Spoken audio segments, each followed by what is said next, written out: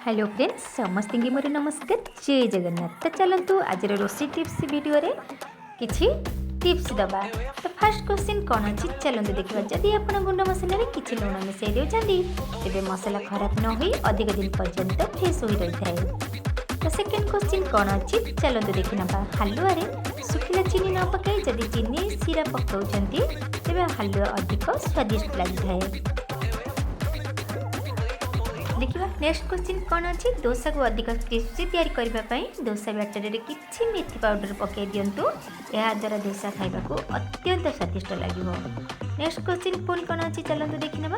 शीत दिन दही शीघ्र जमाइबा हेले गोटे बासन में किसी गरम पानी रखु ता उपरे आउ गोटे बासन में क्षीर रखी दिंतु या द्वारा शीत दिन होई दही भलरे जमा होता है।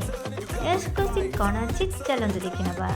अदा रसुण कंचा लंका बटा को अधिक दिन फ्रेश रखा चाहूले से अल्प सोरिष तेल और अल्प हलदी पकाई बाटी एयर टाइट कर कंटेनर रखी फ्रिज रखी दिंतु देखिए 15 दिन पर्यंत फ्रेश हो रही है। तो नेक्स्ट क्वेश्चन कौन अच्छी चलते देखी ना।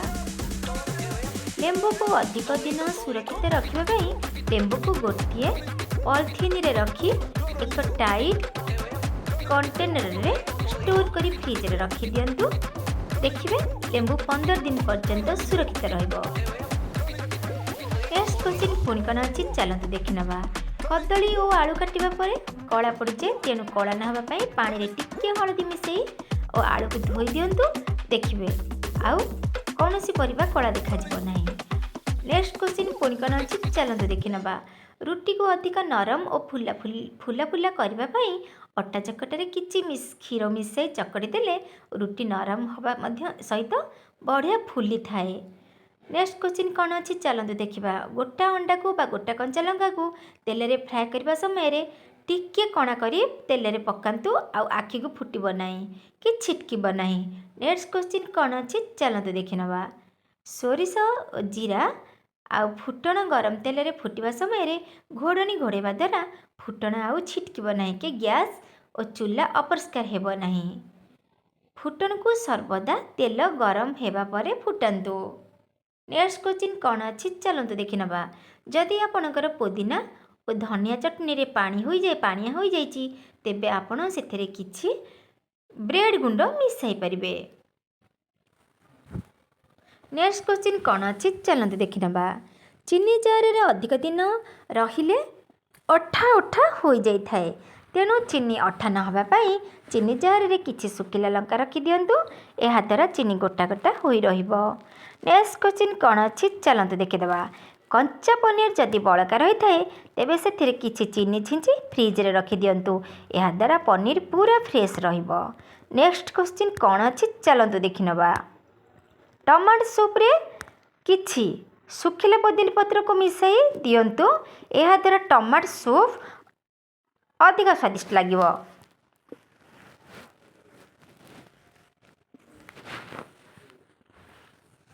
नेक्स्ट क्वेश्चन पुणी कौन अच्छी चलते देखी ना। अंडा मिश्रण रे 1 चमच पानी और 2 चमच क्षीर मिसाई दिंतु एवं जेतेबेले आपण अंडा भजा करुछंती सेतेबेले बटर रे तैयारी करंतु एपरि कले अंडा भजा नरम और स्वादिष्ट लगी थाए। आंब आचार रे हलदी एवं लुण देबा परे जेउ पानी बळका रही जाय थाए सेही पानी को आचार रे उपयोग करंतु नाही कारण सेही पानी को आचार को शीघ्र खराब कर दे थाए। नेक्स्ट क्वेश्चन कौन अच्छी चलते देखी ना।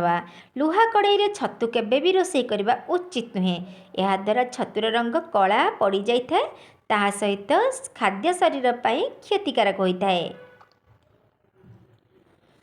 तरकारी बा डालमा जदि तलु पोड़ी बास्ना होता है तेबे कला जीरा और पानमधुरी को हल्का भावे भाजी गुंड करी तरकारी रे पकई दिंतु देखिए दुईटी जिनिस मिसाइबा परे पोड़ा गंध पोड़ार बास्ना पोड़ार स्वाद बिल्कुल भी आसी न थाए। प्रतिदिन गोटाए लेखाएं सिझा अंडा खातु गोटाए लेखाएं सिझा अंडा शरीरर समस्त प्रोटीन अभाव दूर करि थाए एवं खरा दिने अधिक सिझा अंडा खाइबा उचित नुहे या द्वारा शरीर खराब हो जाए। देखिए नेक्स्ट क्वेश्चन कौन अच्छी ଯେକୌଣସି ପୋଡ଼ପିଠାରେ କ୍ଷୀର ଏବଂ ଗୁଡ଼ ମିଶାଇବା ଦ୍ୱାରା ପିଠା ଏତେ ସ୍ୱାଦିଷ୍ଟ ହୋଇଥାଏ ଯେ ଦେଖିବେ ସମସ୍ତେ ପ୍ରତ୍ୟେକ ଦିନ ପିଠା ଖାଇବା ପାଇଁ ଇଚ୍ଛା କରିଥାନ୍ତି। ତ ନେକ୍ସଟ କ୍ୱେଶ୍ଚିନ୍ କ'ଣ ଅଛି ପୁଣି ଚାଲନ୍ତୁ ଦେଖିନେବା। ଡାଇବେଟିସ୍ ଥିବା ଲୋକମାନେ ସକାଳେ ଓ ଖାଲି ପେଟରେ ମେଥି ଏବଂ ଭୃଷଙ୍ଗ ପତ୍ର ଖାଇଲେ ଡାଇବେଟିସ୍ କଣ୍ଟ୍ରୋଲରେ ରହିଥାଏ।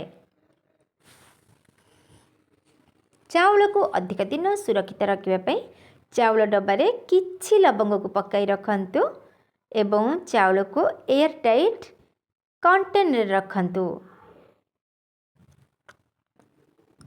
ଗ୍ୟାସ୍ ଚୁଲାର ବର୍ଣ୍ଣର ସଫା କରିବା ପାଇଁ ହାଲୁକା ଗରମ ପାଣିରେ ଟିକେ ଭିନେଗାର ପକାଇ ବର୍ଣ୍ଣରକୁ 20 ମିନିଟ୍ ପର୍ଯ୍ୟନ୍ତ ରଖିଦିଅନ୍ତୁ। ବର୍ଣ୍ଣର ପୁରା ସଫା ହୋଇଯିବ।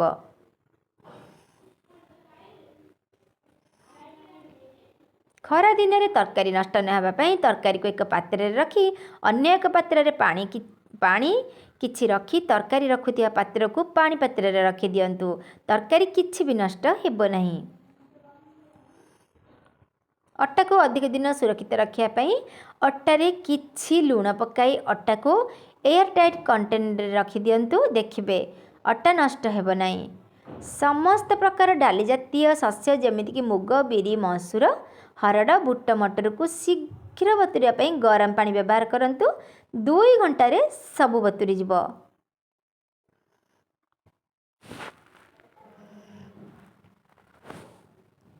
ରୋଷେଇ ଘରର ବେସିନ୍ ଏବଂ ଗ୍ୟାସ୍ ଚୁଲା ରୋଷେଇ ଘରର ସଫା କରିବା ପାଇଁ ହାଲୁକା ଗରମ ପାଣିରେ ଅଳ୍ପ ୱାସିଂ ପାଉଡ଼ର ପକାଇ ସବୁ ସଫା କରିପାରିବେ।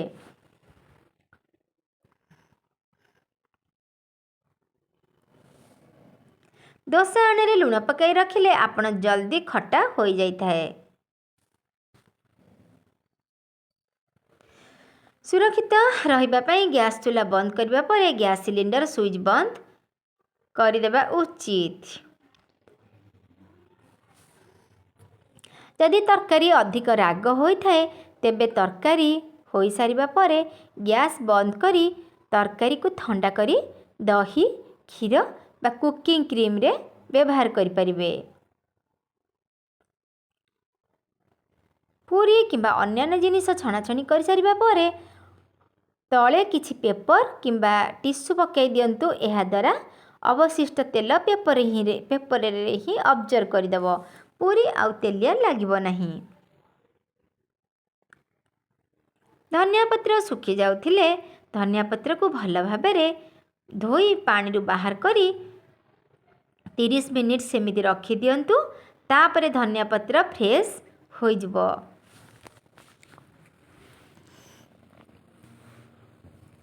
ପୋଡ଼ି ଯାଇଥିବା ପାତ୍ର ଯେପରି ହାଣ୍ଡି, କଡ଼େଇ ଇତ୍ୟାଦିକୁ ସଫା କରିବା ପାଇଁ ସେହି ପୋଡ଼ା ବାସନକୁ ଅଧା ପାଣି ଦେଇ ସେଥିରେ ଅଳ୍ପ ବେକିଂ ସୋଡ଼ା ଓ ଅଳ୍ପ ଲେମ୍ବୁ ରସ ପକାଇ ଗ୍ୟାସରେ ଲୋ ଫ୍ଲେମ୍ରେ 10 ମିନିଟ୍ ଫୁଟାଇ ଥଣ୍ଡା କରି ମାଜିଦେଲେ ସବୁ ପୋଡ଼ା ଦାଗ ଛାଡ଼ିଯିବ।